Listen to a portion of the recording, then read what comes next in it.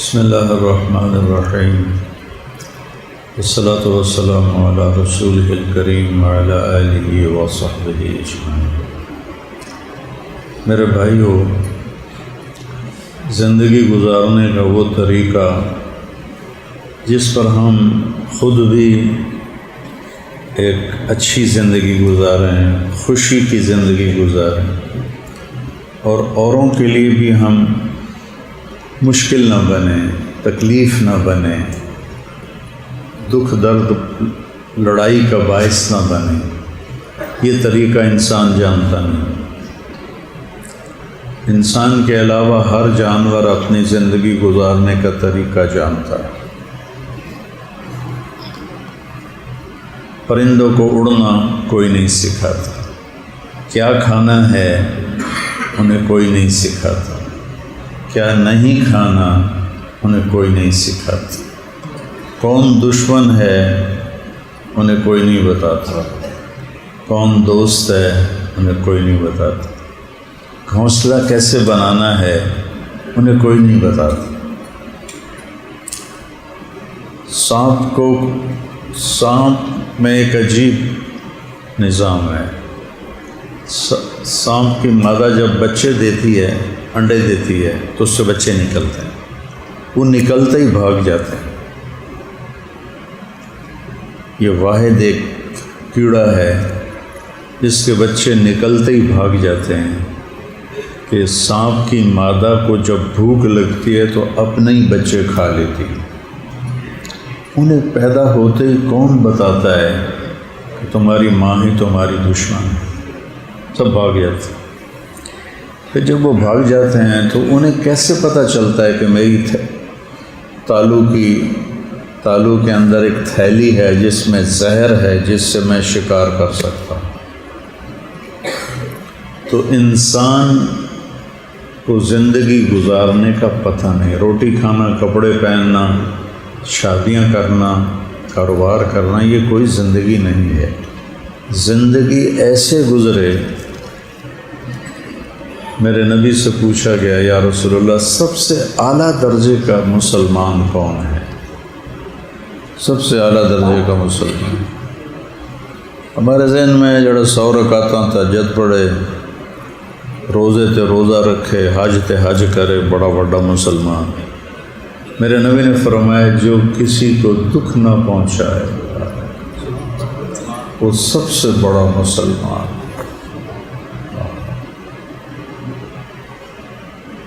اگر یہ حدیث پاکستان والوں کو معلوم ہو، ہمارے ملک کا یہ حال تو نہ ہو جو ہو رہا ہے۔ جو کسی کو تکلیف نہ پہنچائے سب سے بڑا مسلمان۔ اور وہ زندگی کہاں سے ملے گی؟ کون سکھاتا ہے؟ اس زندگی کا سارا مضمون یہ میرے رب کی کتاب میں ہے۔ ذالک الکتاب لا ریب فیہ، یہ وہ کتاب ہے جس میں شک شبہ کوئی نہیں۔ تفصیل الکتاب لا ریب فیہ، اور اس میں تمہیں کھول کے بتا دیا گیا ہے کہ اچھی زندگی کیسے گزرتی ہے اور بری زندگی کیسے گزرتی ہے، اور جو تمہیں بتایا گیا ہے اسے چیلنج نہیں ہو سکتا، اس پر مہر ہے لا ریب فیہ۔ میں کوئی اپنا مضمون بیان کروں تو یہ میرے شاگرد بھی مجھے چیلنج کر سکتے ہیں کہ استاد جی آپ نے ٹھیک نہیں کہا، لیکن اس کو آج تک کوئی چیلنج نہیں کر سکے۔ قل ان اجتمعت الانس والجن على ان یأتوا بمثل هذا القرآن لا یأتون بمثلہ ولو کان بعضهم لبعض ظہیرا۔ آج تک یہ چیلنج ایسے ڈنکے کی چوٹ پر۔ میرے بندو، تم انسان جنات مل کر اس جیسا کلام لکھ کے دکھا دو، ساری دنیا کے علم والے اکٹھے ہو جائیں، نہیں لکھ سکتے۔ تو رمضان میں قرآن پڑھا جاتا ہے تو میں قرآن سے کچھ مضمون جو ہماری معاشرت سے متعلق ان کو زیادہ بتانے کی کوشش کرتا ہوں کہ ہماری معاشرت اسلامی نہیں ہے، ہماری معاشرت ہندوانہ ہے۔ ہماری اکثر جو ہم آباد ہیں، ہماری پیچھے روٹس ہندوؤں سے میں راجپوت ہوں، تو راجپوت ہندو تھے، تو ہماری روٹس ہندوؤں سے ملتی ہیں۔ تو جو یہاں آئے اہل اللہ، ان کی برکت سے اسلام پھیلا، دین پھیلا، لیکن معاشرت پر اثر انداز نہیں ہو سکتا۔ تو اس لیے میں قرآن سے وہ چیزیں بتاتا ہوں، یہ نکالنا ہو جائے گا، میں قرآن سے وہ چیزیں بتاتا ہوں جس سے ہماری زندگی میں ہمیں رہنمائی ملے کہ زندگی کیسے گزاریں۔ کروڑوں لوگ ماشاءاللہ نمازی ہیں، کروڑوں لوگ نے حج کر لیا ہے، اب حرم شریف بھرا پڑا ہے عمرے والوں سے، روزے رکھنے والے ماشاءاللہ بہت، تراویح پڑھنے والے بہت، لیکن زندگی کو اس عظیم کتاب کے مطابق، لو انزلنا هذا القرآن على جبل لرأيته خاشعا متصدعا من خشية الله، اگر یہ قرآن میں پہاڑ پہ اتارتا تو ریزہ ریزہ ہو جاتا۔ اس کو پیر بنا کے کوئی نہیں چلتے، یہ ہمارا رہبر ہے اور نبی ہمارا سب سے بڑا پیر ہے کہ ان کی بتائی ہوئی کوئی بات غلط نہیں۔ تو میرا مضمون میں نے بیان کیا تھا خامد اور بیوی کا رشتہ، اس کو اللہ نے روزے کے آیات میں ذکر کیا ہے۔ شہر رمضان الذی انزل فیہ القرآن ہدی للناس وبینات من الہدی والفرقان فمن شہد منکم الشہر فلیصم۔ رمضان میں قرآن اترا جو لوگوں کے لیے ہدایت ہے، اور اس میں ہدایت کی نشانیاں ہیں اور حق اور باطل میں فرق بتا دیتا ہے۔ فمن شہد منکم الشہر فلیصم، جو رمضان کا مہینہ پائے وہ روزہ رکھے۔ ومن کان مریضا وعلی سفر فعدۃ من ایام اخر، بیمار ہے سفر ہے بعد میں رکھ لے۔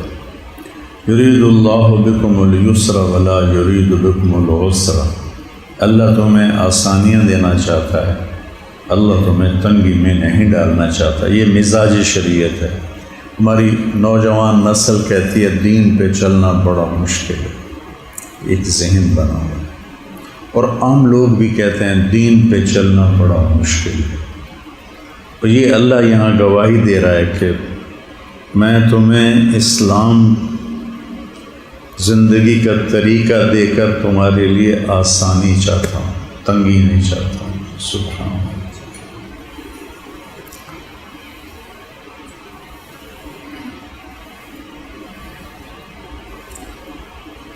تو اسی کے ضمن میں آگے آیا ہے احل لکم لیلۃ الصیام الرفث الی نسائکم ہن لباس لکم وانتم لباس لہن۔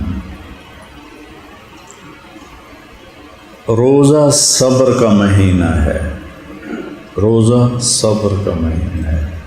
ہمارا جسم خون پہ کھڑا ہے، خون نکال دو تو ہم مر جاتے ہیں۔ ہمارے اسلام میں توحید کے بعد صبر خون کی طرح ہے، صبر زندگی سے نکال دو تو اسلام ایک مرد مریض بن جاتا ہے جو کروٹ بھی نہیں بدل سکتا۔ تو خامد اور بیوی کے رشتے کو نبھانے کے لیے دونوں کو صبر کی ضرورت ہے۔ میں مضمون دوبارہ بیان کر رہا ہوں، آپ سب بچے کچھ دنوں میں فارغ ہو جاؤ گے، آپ کی شادیاں ہوں گی، یہ شادی شدہ لوگ بیٹھے ہوئے ہیں، آگے اپنے بچوں کی شادیاں بھی کر چکے ہیں وہ لوگ بھی بیٹھے ہوئے ہیں، تو دیکھو میں ہاتھ جوڑتا ہوں، سمجھو جو اللہ کہہ رہا ہے، میری تو زبان ہل گئی۔ رمضان کے مہینے میں خامند اور بیوی کے رشتے کو جس طرح بیان کیا ہے، چونکہ اس رشتے میں صبر چاہیے۔ ماں باپ کی عظمت دل میں ہوتی ہے تو اکثر بچے سر چکا لیتے۔ اب گستاخ بھی ہیں، بدتمیز بھی ہیں بدقسمتی سے، لیکن ماں باپ کا ایک وقار ہوتا ہے تو اس کی وجہ سے بچے بچیاں چپ کر جاتے ہیں۔ ماں باپ کا مقام ایسا ہے کہ میرے نبی سے پوچھا گیا قیامت کب آئے گی؟ آپ نے فرمایا یہ اللہ کو پتہ ہے۔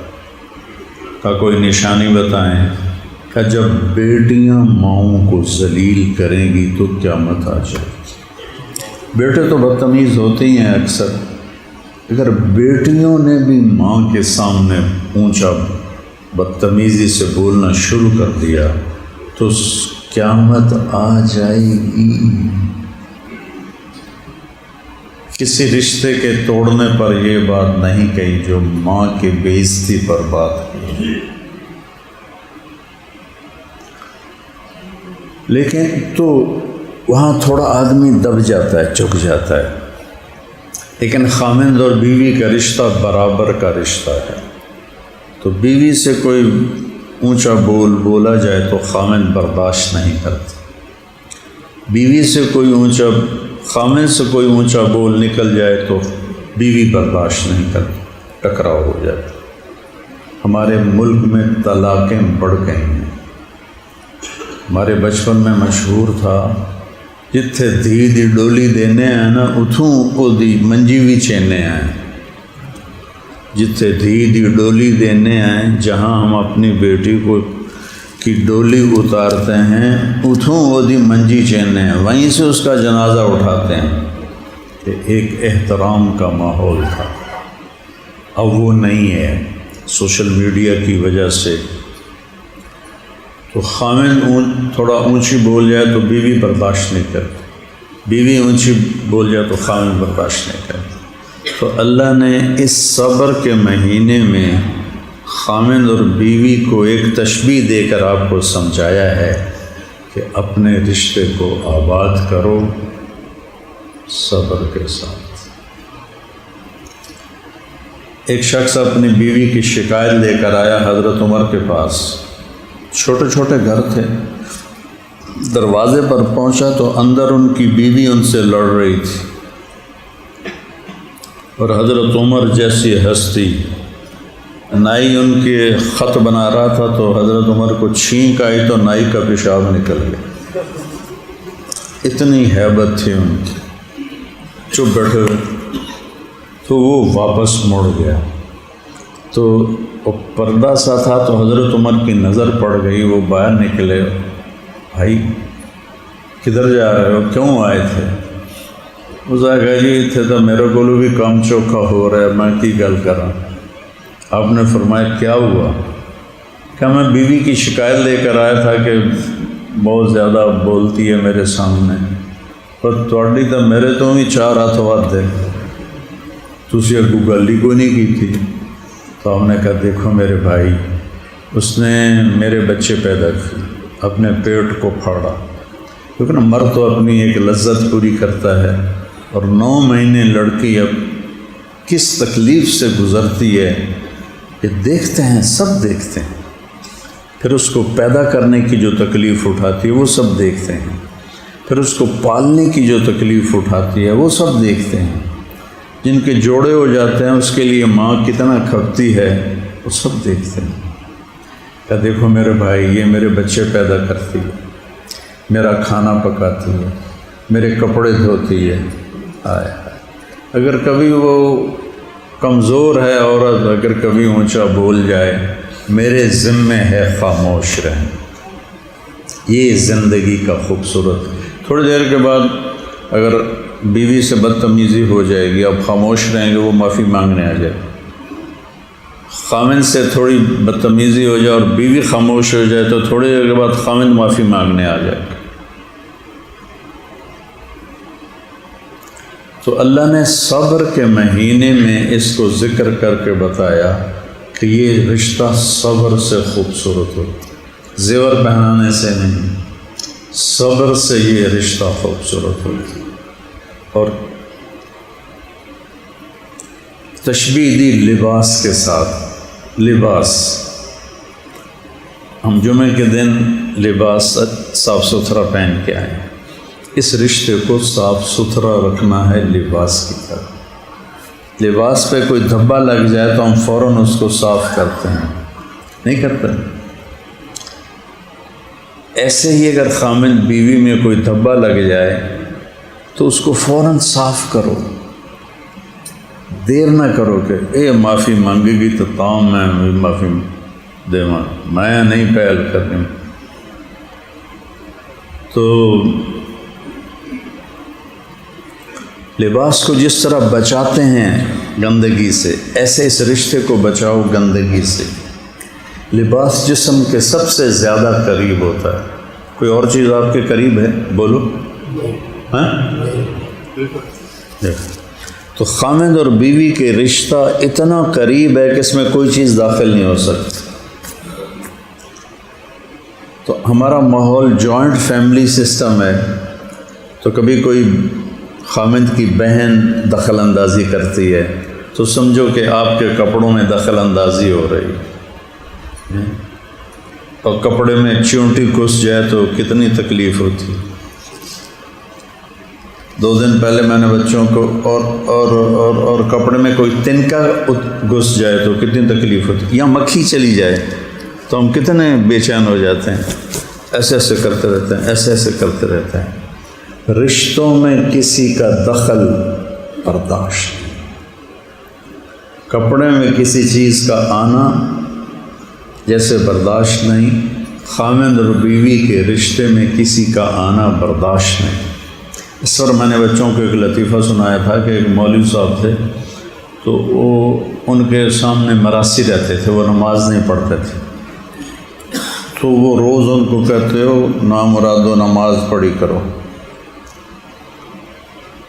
تو کافی دن گزر گیا تو کہنے لگے مولوی جی اسی مسیت اجتجامنا نہیں، ہماری زبان میں مسیت کہتے ہیں، اے ساڑھے گھارے ٹالی ہے یہ ہیٹ اسی چادرہ بچھا دینا ہے تو آ سانو پڑھا۔ اسے کہا چلو ٹھیک ہے تسی پڑھو سے آ گیا۔ انہوں نے کہا ہن کی کرنا ہے؟ وضو کروائے۔ وضو کروانے کے بعد پوچھا ہن کی کرنا ہے؟ کہ ہن جی میں کراں تسی اونج کرنا ہے۔ انہوں نے کہا ٹھیک۔ کہ اللہ اکبر، انہوں نے کہا اللہ اکبر۔ کوئی آدھی رکعت گزری تھی کہ ٹالی سے ایک بھیڑ گرا اور مولوی صاحب کے کرتے میں داخل پیچھے کانڈ تے چڑھ گیا۔ تو مولوی صاحب اینجن کیتا، میرا سیامی اینجن کیتا، مولوی صاحب نے اینجن کیتا، میرا سیامی اینجن کیتا۔ مولوی صاحب نے اس ڈنگ مارا، اس کہتا اوے حالے ہو، میرا سیامی کیتا، اوے حالے ہو۔ تو مولوی صاحب نے کرتا اتار دیا، انہوں نے بھی کرتا اتار دیا۔ سامنے ایک کھاڑے میں ٹیوب ویل چل رہا تھا، تو مولوی صاحب دوڑے کھاڑے کی طرف، پچھو میرا سے بھی دوڑے کھاڑے کی طرف۔ مولوی نے چھلانگ لگائی میرا سیامی، تو ایک میرا سے کہنے لگا مولوی صاحب ہن جب دے سلام نہ پھیری سانو نال بن دے۔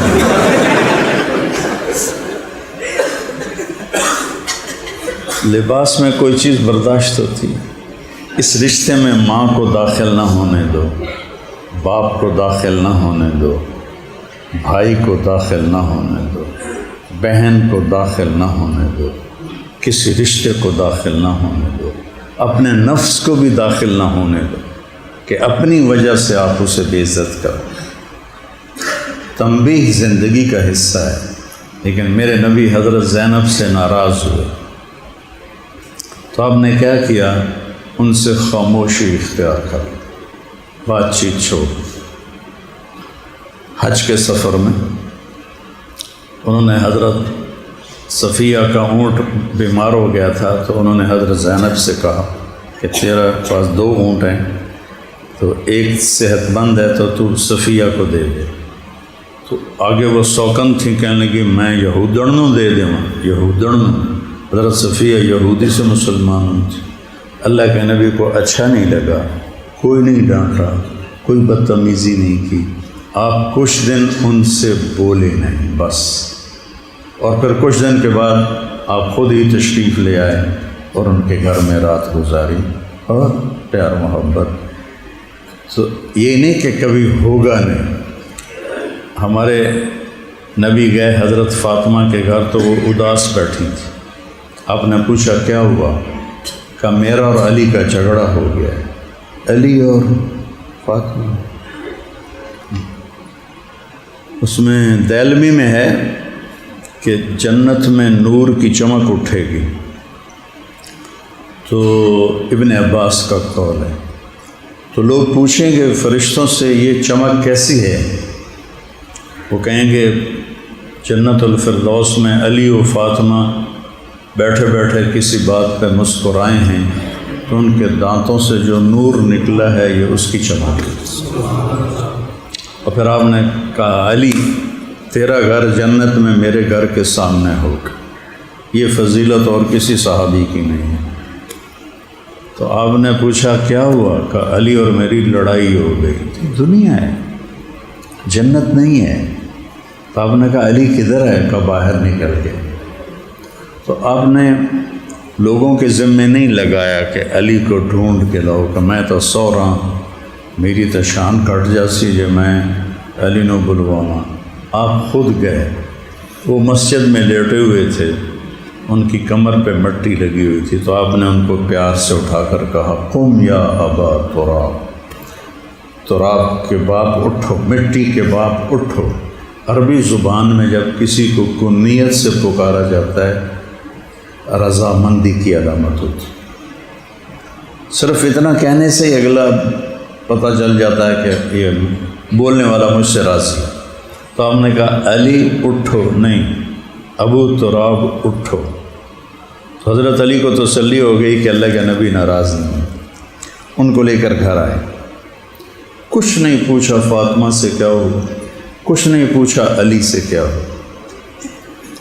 یہ جو بیچ میں بس صلح کرانے جاتے ہیں نا، ہاں بھائی تو کی آکھیا، ہاں بھائی تو کی آکھیا، وہ ڈھیر لڑا کے آ جاندے، پہلے نالوں ڈھیر لڑائی کروا دیں گے۔ میرے نبی نے نہ علی سے پوچھا نہ فاطمہ سے، درمیان میں لیٹ گیا ایسے زمین پر، علی کو ادھر لٹایا سیدھی طرف، فاطمہ کو ادھر لٹایا علیہم السلام الٹی طرف۔ حضرت علی کا ہاتھ پکڑ کے یہاں رکھا ناف پر، فاطمہ کا ہاتھ پکڑ کے علی کے ہاتھ پہ رکھا، اے ہو گیا نا۔ اوپر آپ نے اپنا ہاتھ رکھا، ہاں، اور آپ نے کہا کہو ہماری صلح ہو گئی۔ انہوں نے کہا جی ہماری صلح ہو گئی۔ تو آپ جو باہر نکلے تو جب آپ خوش ہوتے تھے تو یہ چیز یہ جگہ چمکنے لگتی تھی۔ تو جب آپ باہر نکلے تو صحابہ نے آپ کا چہرہ دیکھا تو پتہ چل گیا بڑے خوش ہیں۔ تو صحابہ نے عرض کی یا رسول اللہ آج آپ بڑے خوش نظر آ رہے ہیں۔ تو آپ نے فرمایا میں علی و فاطمہ کی صلح کرا کے آ رہا۔ غریب کا سال بھر کا روزہ مل کر افطار کروائے، تقسیم رحمت رمضان راشن پروگرام۔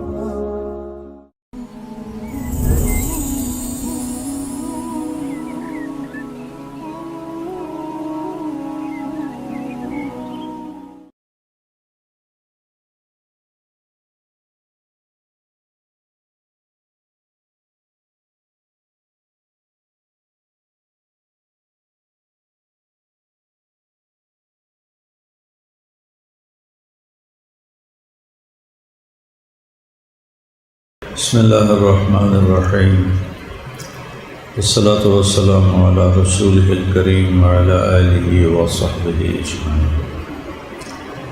میرے بھائیو، زندگی گزارنے کا وہ طریقہ جس پر ہم خود بھی ایک اچھی زندگی گزاریں، خوشی کی زندگی گزاریں، اور اوروں کے لیے بھی ہم مشکل نہ بنے، تکلیف نہ بنے، دکھ درد لڑائی کا باعث نہ بنے، یہ طریقہ انسان جانتا نہیں۔ انسان کے علاوہ ہر جانور اپنی زندگی گزارنے کا طریقہ جانتا ہے۔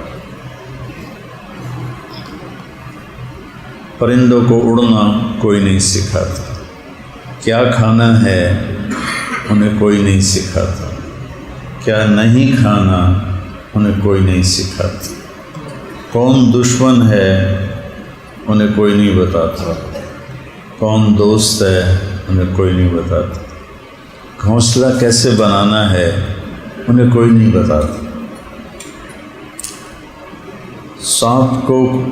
سانپ میں ایک عجیب نظام ہے۔ سانپ کی مادہ جب بچے دیتی ہے، انڈے دیتی ہے، تو اس سے بچے نکلتے ہیں، وہ نکلتے ہی بھاگ جاتے ہیں۔ یہ واحد ایک کیڑا ہے جس کے بچے نکلتے ہی بھاگ جاتے ہیں کہ سانپ کی مادہ کو جب بھوک لگتی ہے تو اپنے ہی بچے کھا لیتی ہے۔ انہیں پیدا ہوتے ہی کون بتاتا ہے کہ تمہاری ماں ہی تمہاری دشمن ہے، سب بھاگ جاتے ہیں۔ پھر جب وہ بھاگ جاتے ہیں تو انہیں کیسے پتہ چلتا ہے کہ میری تالو کے اندر ایک تھیلی ہے جس میں زہر ہے جس سے میں شکار کر سکتا ہوں۔ تو انسان کو زندگی گزارنے کا پتہ نہیں، روٹی کھانا، کپڑے پہننا، شادیاں کرنا، کاروبار کرنا، یہ کوئی زندگی نہیں ہے۔ زندگی ایسے گزرے۔ میرے نبی سے پوچھا گیا، یا رسول اللہ سب سے اعلیٰ درجے کا مسلمان کون ہے؟ سب سے اعلیٰ درجے کا مسلمان ہمارے ذہن میں جڑا 100 رکعتاں تہجد پڑھے، روزے تے روزہ رکھے، حج تے حج کرے، بڑا بڑا مسلمان۔ میرے نبی نے فرمایا جو کسی کو دکھ نہ پہنچائے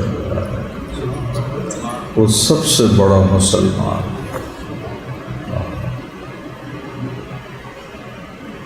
اگر یہ حدیث پاکستان والوں کو معلوم ہو، ہمارے ملک کا یہ حال تو نہ ہو جو ہو رہا ہے۔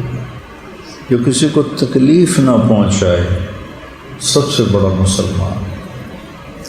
اور وہ زندگی کہاں سے ملے گی، کون سکھاتا ہے؟ اس زندگی کا سارا مضمون یہ میرے رب کی کتاب میں ہے۔ ذالک الکتاب لا ریب فیہ، یہ وہ کتاب ہے جس میں شک شبہ کوئی نہیں۔ تفصیل الکتاب لا ریب فیہ، اور اس میں تمہیں کھول کے بتا دیا گیا ہے کہ اچھی زندگی کیسے گزرتی ہے اور بری زندگی کیسے گزرتی ہے، اور جو تمہیں بتایا گیا ہے اسے چیلنج نہیں ہو سکتا، اس پر مہر ہے لا ریب فیہ۔ میں کوئی اپنا مضمون بیان کروں تو یہ میرے شاگرد بھی مجھے چیلنج کر سکتے ہیں کہ استاد جی آپ نے ٹھیک نہیں کہا، لیکن اس کو آج تک کوئی چیلنج نہیں کر سکے۔ قل ان اجتمعت الانس والجن على ان يأتوا بمثل هذا القرآن لا يأتون بمثله ولو كان بعضهم لبعض ظهيرا۔ آج تک یہ چیلنج ایسے ڈنکے کی چوٹ پر۔ میرے بندو، تم انسان جنات مل کر اس جیسا کلام لکھ کے دکھا دو، ساری دنیا کے علم والے اکٹھے ہو جائیں، نہیں لکھ سکتے۔ تو رمضان میں قرآن پڑھا جاتا ہے تو میں قرآن سے کچھ مضمون جو ہماری معاشرت سے متعلق ان کو زیادہ بتانے کی کوشش کرتا ہوں کہ ہماری معاشرت اسلامی نہیں ہے، ہماری معاشرت ہندوانہ ہے۔ ہماری اکثر جو ہم آباد ہیں، ہماری پیچھے روٹس ہندوؤں سے میں راجپوت ہوں، تو راجپوت ہندو تھے، تو ہماری روٹس ہندوؤں سے ملتی ہیں۔ تو جو یہاں آئے اہل اللہ، ان کی برکت سے اسلام پھیلا، دین پھیلا، لیکن معاشرت پر اثر انداز نہیں ہو سکا۔ تو اس لیے میں قرآن سے وہ چیزیں بتاتا ہوں، یہ نکالنا ہو جائے گا، میں قرآن سے وہ چیزیں بتاتا ہوں جس سے ہماری زندگی میں ہمیں رہنمائی ملے کہ زندگی کیسے گزاریں۔ کروڑوں لوگ ماشاءاللہ نمازی ہیں، کروڑوں لوگ نے حج کر لیا ہے، اب حرم شریف بھرا پڑا ہے عمرے والوں سے، روزے رکھنے والے ماشاءاللہ بہت، تراویح پڑھنے والے بہت، لیکن زندگی کو اس عظیم کتاب کے مطابق، لو انزلنا هذا القرآن على جبل لرأيته خاشعا متصدعا من خشية الله، اگر یہ قرآن میں پہاڑ پہ اتارتا تو ریزہ ریزہ ہو جاتا۔ اس کو پیر بنا کے کوئی نہیں چلتے،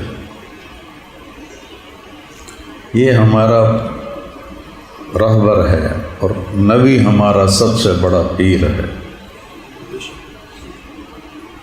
کہ ان کی بتائی ہوئی کوئی بات غلط نہیں۔ تو میرا مضمون میں نے بیان کیا تھا خامد اور بیوی کا رشتہ، اس کو اللہ نے روزے کے آیات میں ذکر کیا ہے۔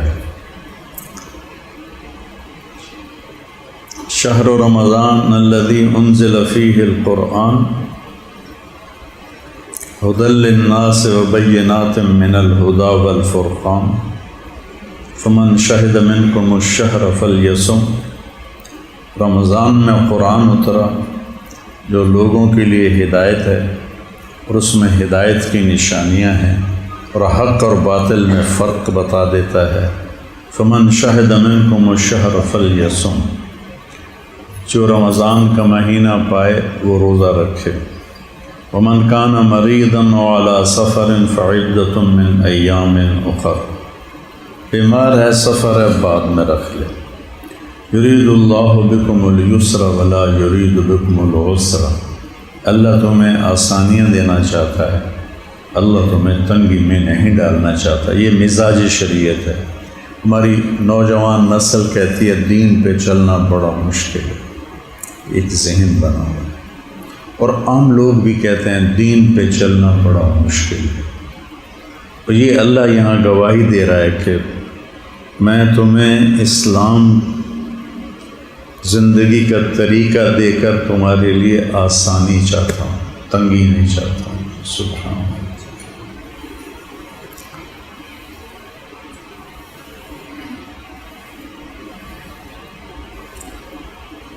تو اسی کے ضمن میں آگے آیا ہے احل لکم لیلۃ الصیام الرفث الی نسائکم ہن لباس لکم وانتم لباس لہن۔ روزہ صبر کا مہینہ ہے، روزہ صبر کا مہینہ ہے۔ ہمارا جسم خون پہ کھڑا ہے، خون نکال دو تو ہم مر جاتے ہیں۔ ہمارے اسلام میں توحید کے بعد صبر خون کی طرح، صبر زندگی سے نکال دو تو اسلام ایک مرد مریض بن جاتا ہے جو کروٹ بھی نہیں بدل سکتا۔ تو خامد اور بیوی کے رشتے کو نبھانے کے لیے دونوں کو صبر کی ضرورت ہے۔ میں مضمون دوبارہ بیان کر رہا ہوں، آپ سب بچے کچھ دنوں میں فارغ ہو جاؤ گے، آپ کی شادیاں ہوگی، یہ شادی شدہ لوگ بیٹھے ہوئے ہیں، آگے اپنے بچوں کی شادیاں بھی کر چکے ہیں وہ لوگ بھی بیٹھے ہوئے ہیں۔ تو دیکھو میں ہاتھ جوڑتا ہوں، سمجھو جو اللہ کہہ رہا ہے، میری تو زبان ہل گئی۔ رمضان کے مہینے میں خامند اور بیوی کے رشتے کو جس طرح بیان کیا ہے، چونکہ اس رشتے میں صبر چاہیے۔ ماں باپ کی عظمت دل میں ہوتی ہے تو اکثر بچے سر چکا لیتے۔ اب گستاخ بھی ہیں، بدتمیز بھی ہیں، بدقسمتی سے لیکن ماں باپ کا ایک وقار ہوتا ہے تو اس کی وجہ سے بچے بچیاں چپ کر جاتی. ماں باپ کا مقام ایسا ہے کہ میرے نبی سے پوچھا گیا قیامت کب آئے گی؟ آپ نے فرمایا یہ اللہ کو پتہ ہے. کا کوئی نشانی بتائیں؟ کہ جب بیٹیاں ماؤں کو ذلیل کریں گی تو قیامت آ جائے گی.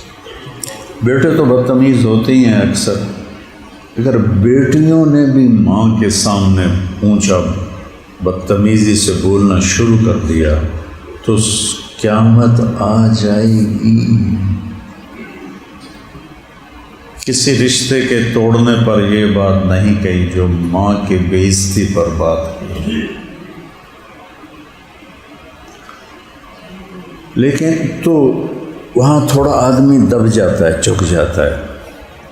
لیکن خامند اور بیوی کا رشتہ برابر کا رشتہ ہے. تو بیوی سے کوئی اونچا بولا جائے تو خامند برداشت نہیں کرتا. بیوی سے کوئی خامند سے کوئی اونچا بول نکل جائے تو بیوی برداشت نہیں کرتی، ٹکراؤ ہو جاتا. ہمارے ملک میں طلاقیں بڑھ گئی ہیں. ہمارے بچپن میں مشہور تھا جتھے دھی دی ڈولی دینے ہیں نا اتھوں او دی منجی بھی چینے ہیں. جتھے دھی دی ڈولی دینے ہیں، جہاں ہم اپنی بیٹی کی ڈولی اتارتے ہیں اتھوں او دی منجی چینے ہیں، وہیں سے اس کا جنازہ اٹھاتے ہیں. کہ ایک احترام کا ماحول تھا، اب وہ نہیں ہے سوشل میڈیا کی وجہ سے. تو خامند تھوڑا اونچی بول جائے تو بیوی برداشت نہیں کرتی، بیوی اونچی بول جائے تو خامند برداشت نہیں کرتی. تو اللہ نے اس صبر کے مہینے میں خامند اور بیوی کو ایک تشبیہ دے کر آپ کو سمجھایا ہے کہ اپنے رشتے کو آباد کرو صبر کے ساتھ. ایک شخص اپنی بیوی کی شکایت لے کر آیا حضرت عمر کے پاس. چھوٹے چھوٹے گھر تھے. دروازے پر پہنچا تو اندر ان کی بیوی ان سے لڑ رہی تھی، اور حضرت عمر جیسی ہستی، نائی ان کے خط بنا رہا تھا تو حضرت عمر کو چھینک آئی تو نائی کا پیشاب نکل گیا. اتنی ہیبت تھی ان کی. چپ بیٹھے ہوئے تو وہ واپس مڑ گیا تو پردہ سا تھا تو حضرت عمر کی نظر پڑ گئی. وہ باہر نکلے. بھائی کدھر جا رہے ہو؟ کیوں آئے تھے؟ اس نے کہا جی اتنے تو میرے کو بھی کام چوکھا ہو رہا ہے، میں کی گل کراں. آپ نے فرمایا کیا ہوا؟ کہ میں بیوی کی شکایت لے کر آیا تھا کہ بہت زیادہ بولتی ہے میرے سامنے، پر تھوڑی تو میرے تو بھی 4 ہاتھ ود ہے، تسی اگو گل ہی کوئی نہیں کی تھی. تو ہم نے کہا دیکھو میرے بھائی، اس نے میرے بچے پیدا کیے، اپنے پیٹ کو پھاڑا، کیونکہ نا مرد تو اپنی ایک لذت پوری کرتا ہے، اور 9 مہینے لڑکی اب کس تکلیف سے گزرتی ہے یہ دیکھتے ہیں، سب دیکھتے ہیں. پھر اس کو پیدا کرنے کی جو تکلیف اٹھاتی ہے وہ سب دیکھتے ہیں، پھر اس کو پالنے کی جو تکلیف اٹھاتی ہے وہ سب دیکھتے ہیں. جن کے جوڑے ہو جاتے ہیں اس کے لیے ماں کتنا کھپتی ہے وہ سب دیکھتے ہیں. کہ دیکھو میرے بھائی، یہ میرے بچے پیدا کرتی ہے، میرا کھانا پکاتی ہے، میرے کپڑے دھوتی ہے. اگر کبھی وہ کمزور ہے عورت، اگر کبھی اونچا بول جائے، میرے ذمے ہے خاموش رہنا. یہ زندگی کا خوبصورت. تھوڑی دیر کے بعد اگر بیوی سے بدتمیزی ہو جائے گی، اب خاموش رہیں گے، وہ معافی مانگنے آ جائے. خامند سے تھوڑی بدتمیزی ہو جائے اور بیوی خاموش ہو جائے تو تھوڑی دیر کے بعد خامند معافی مانگنے آ جائے. تو اللہ نے صبر کے مہینے میں اس کو ذکر کر کے بتایا کہ یہ رشتہ صبر سے خوبصورت ہو، زیور پہنانے سے نہیں، صبر سے یہ رشتہ خوبصورت ہو. اور تشبیہ دی لباس کے ساتھ. لباس، ہم جمعے کے دن لباس صاف ستھرا پہن کے آئیں. اس رشتے کو صاف ستھرا رکھنا ہے لباس کی طرح. لباس پہ کوئی دھبا لگ جائے تو ہم فوراً اس کو صاف کرتے ہیں، نہیں کرتے؟ ایسے ہی اگر خامن بیوی میں کوئی دھبا لگ جائے تو اس کو فوراً صاف کرو، دیر نہ کرو کہ اے معافی مانگے گی تو تام میں معافی دیواں، میں نہیں پہل کرنی۔ تو لباس کو جس طرح بچاتے ہیں گندگی سے، ایسے اس رشتے کو بچاؤ گندگی سے۔ لباس جسم کے سب سے زیادہ قریب ہوتا ہے۔ کوئی اور چیز آپ کے قریب ہے؟ بولو۔ ہاں، تو خامد اور بیوی کے رشتہ اتنا قریب ہے کہ اس میں کوئی چیز داخل نہیں ہو سکتی۔ تو ہمارا ماحول جوائنٹ فیملی سسٹم ہے، تو کبھی کوئی خامد کی بہن دخل اندازی کرتی ہے تو سمجھو کہ آپ کے کپڑوں میں دخل اندازی ہو رہی ہے، اور کپڑے میں چونٹی گھس جائے تو کتنی تکلیف ہوتی۔ 2 دن پہلے میں نے بچوں کو اور کپڑے میں کوئی تنکا گھس جائے تو کتنی تکلیف ہوتی، یا مکھی چلی جائے تو ہم کتنے بے چین ہو جاتے ہیں۔ بیوی کے رشتے میں کسی کا آنا برداشت نہیں۔ اس پر میں نے بچوں کو ایک لطیفہ سنایا تھا کہ ایک مولوی صاحب تھے، تو وہ ان کے سامنے مراسی رہتے تھے، وہ نماز نہیں پڑھتے تھے، تو وہ روز ان کو کہتے ہو نامرادو نماز پڑھی کرو۔ تو کافی دن گزر گیا تو کہنے لگے مولوی جی اسی مسیت اجتجامنا نہیں، ہماری زبان میں مسیت کہتے ہیں، اے ساڑھے گھارے ٹالی ہے، یہ ہیٹ اسی چادراں بچھا دینا ہے تو آ سانو پڑھا۔ اس نے کہا چلو ٹھیک ہے تسی پڑھو سے آ گیا۔ انہوں نے کہا ہن کی کرنا ہے؟ وضو کروائے۔ وضو کروانے کے بعد پوچھا ہن کی کرنا ہے؟ کہ ہن جی میں کراں تسی اونج کرنا ہے۔ انہوں نے کہا ٹھیک۔ کہ اللہ اکبر، انہوں نے کہا اللہ اکبر۔ کوئی آدھی رکعت گزری تھی کہ ٹالی سے ایک بھیڑ گرا اور مولوی صاحب کے کرتے میں داخل پیچھے کانڈ تے چڑھ گیا۔ تو مولوی صاحب این کیتا، میرا سے ہمیں این کیتا، مولوی صاحب نے این کیتا، میرا سے ہمیں این کیتا۔ مولوی صاحب نے اس ڈنگ مارا، اس کہتا اوے حالے ہو، میرا سے ہمیں کیتا، اوے حالے ہو۔ تو مولوی صاحب نے کرتا اتار دیا، انہوں نے بھی کرتا اتار دیا۔ سامنے ایک کھاڑے میں ٹیوب ویل چل رہا تھا، تو مولوی صاحب دوڑے کھاڑے کی طرف، پچھو میرا سے بھی دوڑے کھاڑے کی طرف۔ مولوی نے چھلانگ لگائی میرا سے ہمیں، تو ایک میرا سے کہنے لگا مولوی صاحب ہن جب دے سلام نہ پھیری سانو نال من دے۔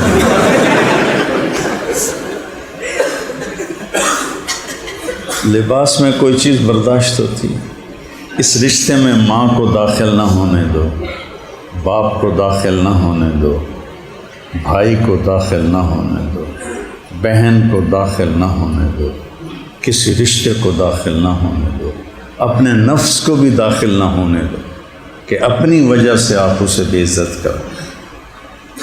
تنبیہ زندگی کا حصہ ہے، لیکن میرے نبی حضرت زینب سے ناراض ہوئے تو آپ نے کیا کیا؟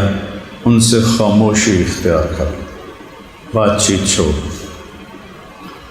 حج کے سفر میں انہوں نے حضرت صفیہ کا اونٹ بیمار ہو گیا تھا، تو انہوں نے حضرت زینب سے کہا کہ تیرا پاس 2 اونٹ ہیں، تو ایک صحت مند ہے تو صفیہ کو دے دے۔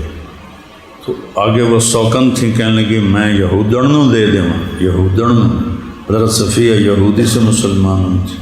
اللہ کے نبی کو اچھا نہیں لگا، کوئی نہیں ڈانٹا، کوئی بدتمیزی نہیں کی، آپ کچھ دن ان سے بولے نہیں بس، اور پھر کچھ دن کے بعد آپ خود ہی تشریف لے آئے اور ان کے گھر میں رات گزاری، اور پیار محبت۔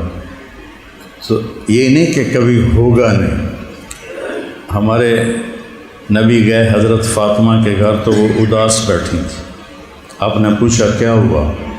کہا میرا اور علی کا جھگڑا ہو گیا ہے۔ علی اور فاطمہ،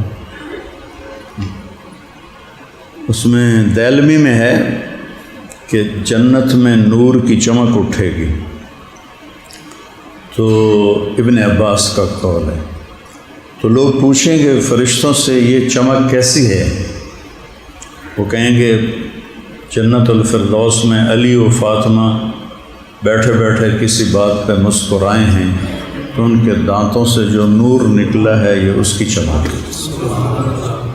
اور پھر آپ نے کہا علی تیرا گھر جنت میں میرے گھر کے سامنے ہوگا، یہ فضیلت اور کسی صحابی کی نہیں ہے۔ تو آپ نے پوچھا کیا ہوا؟ کہا علی اور میری لڑائی ہو گئی۔ دنیا ہے، جنت نہیں ہے۔